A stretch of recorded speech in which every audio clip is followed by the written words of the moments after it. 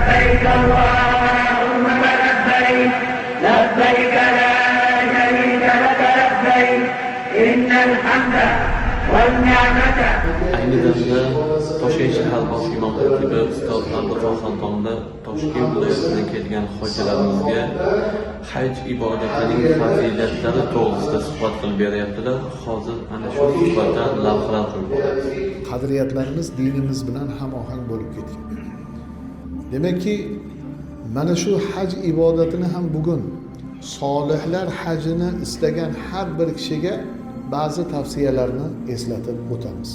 Ulug'lar aytadilarki, birinchi hajni niyat qilgan har bir inson Alloh taolo unga muvaffaq qilib turibdimi? Haj kuni tarbiya kunlari yaqinlashganga qadar ko'p tavba qilsin.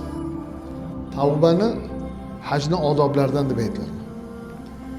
Ikkinchisi, har bir inson kimga zulm qilgan bo'lsa, kimga nohaq bir ishlarni amalga oshirgan bo'lsa, imkon topsin, uzr so'rasin. Hajda zulm qilish endi u yoqda tursin, avvalgi ishlaridan pushaymonlik bo'lib, endi o'tib ketgan bo'lsa nima qilaman desa, ularning haqqiga ko'p duo qilsin.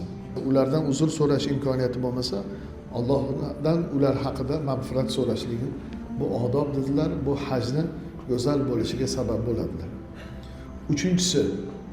Uchinchisi har bir hojilik maqomini olishni niyat qilgan inson biror soat, biror lahza tili bo'sh qolmasin. Zikr, Qur'on, xatmi Qur'on, Alloh taologa tavba tazarru, istig'for aytishlik bu eng go'zal ish hisoblanadi. Hajning odoblaridan yana biri boshqalardan o'tgan xatoni tez kechirib turish. Bu ham himmat bo'ladi. Masalan, bir odam yoqmaydigan gapirdi. U bilan teng kelasizmi? Yo'q. Tabassum qilasiz. Allohning oyatiga muvofiq mana shunday sizni tabassumingiz bilan javobingiz salom bo'lsa, Alloh taoloning eng rahmonning suyukli bandasiga aylanib ulgurasiz. Hajning odoblaridan biri eng go'zal, eng qiyini ham shu bo'ladi. Hojilik maqomiga yetib, Arofatda hozir bo'lib, Muzdalifada tunab, shaytonga 3 kun tosh otib, ichida tavof ifozalarni ado etgandan keyin umr bo'yi mana shu hojilikka sodiq qolib, hajda, haramda, ihromda qanday ehtiyotkor bo'lgan bo'lsangiz, mana shu ehtiyotkorlarni saqlash eng katta odob hisoblanadi. Kitoblarda keladi, hajni qabul bo'lgan birinchi sifati nima desa, o'sha odam shu yerda qoladi deydi.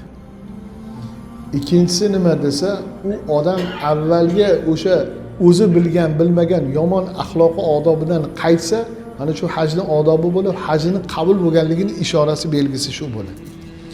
Uchinchisi nima desa, hajni, ya'ni hojini, yo ayol bo'lsin, erkak bo'lsin, hajdan qaytgandan keyin yaxshi amallari ko'paysa, bu ham inshaalloh hajning qabul bo'lgandan bir ishorat, belgi hisoblanadi. Hanna qalbi lil Madina li Rasulillah faqtafa al-qalbu hanina طالبا لقياه يا طيبة الأنوار لي شوق تبعت هداه يا طيبة الأنوار لي شوق تبعت هداه شوق تبعت هداه